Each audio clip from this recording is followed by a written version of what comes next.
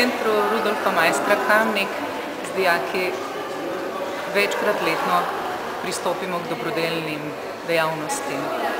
V preteklosti smo že organizirali veliko krvodajalskih akcij, potem smo neko leto zelo uspešno izvedli akcijo, pri kateri smo zbirali vzorce krvi za morebitne darovalce kostnega mozga. Poleg tega se pa vsako leto pridružujemo tudi državnim akcijam dobrodelnosti. Ko je v tem tednu, v torek, že potekala akcija UNICEF, v kateri smo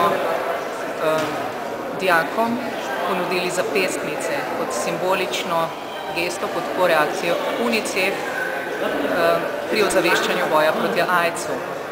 Ker se je pa istočasno pojavila tudi pobuda, da bi s pomočjo dijakov izvedli dobrodelno akcijo za pomoč fundaciji, za pomoč otrokom, smo izpeljali kar v tem tednu še to in teden poimenovali Teden dobrodelnosti. Pobudo sem pravzaprav dala sama, potem so pa dijaki večino opravili svojo dobro voljo z organiziranostjo in tudi odziv tistih, ki so se odločili donirati fundaciji, je bil neverjeten.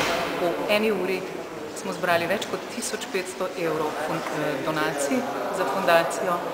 Solzice so nam pošle, komaj smo še rešili tistih nekaj, da so jih lahko prejeli tudi donatorji, ki so nas danes obiskali na naše povabilo, gospod podžupan, nekaj novinarjev.